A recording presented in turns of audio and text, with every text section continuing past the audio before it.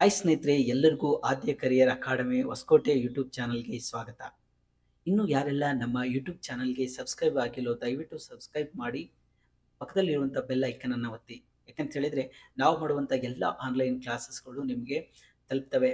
ನಾವು ಅನೇಕ ಪ್ಲೇ ಲಿಸ್ಟ್ಗಳನ್ನು ಮಾಡಿದ್ದೀವಿ.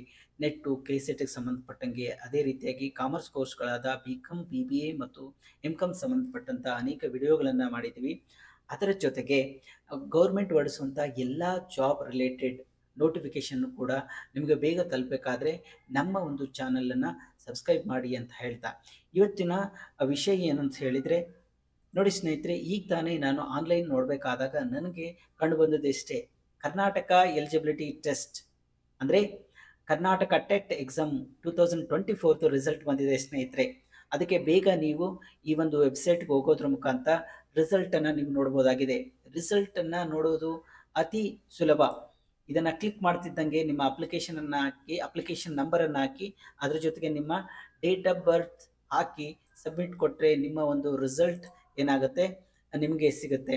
ಅದರ ಜೊತೆಗೆ ಇವತ್ತು ನಾವು ಥಂಬ್ನೇಲಲ್ಲಿ ಹೇಳಿರುವಂತೆ ಇನ್ನೊಂದು ವಿಶೇಷ ಅಪ್ಡೇಟ್ ಇದೆ. ಏನು ಅಂತ ಹೇಳಿದರೆ, ರಿಸಲ್ಟ್ ದಿನದಂದೇ ನೀವು ಕರ್ನಾಟಕ ಎಲಿಜಿಬಿಲಿಟಿ ಟೆಸ್ಟ್ನ ಸರ್ಟಿಫಿಕೇಟನ್ನು ಪಡ್ಕೊಳ್ಬೋದು.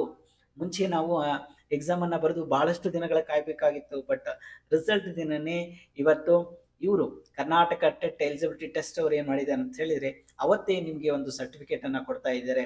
ಅದು ಯಾರು ಅಂತ ಹೇಳಿದರೆ ಕ್ವಾಲಿಫೈ ಆಗಿರುವಂಥ ಕ್ಯಾಂಡಿಡೇಟ್ ಮಾತ್ರ.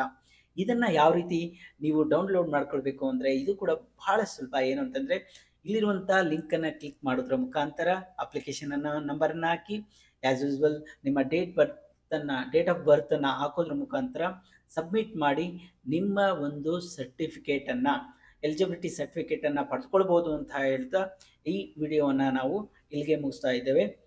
Thank you so much.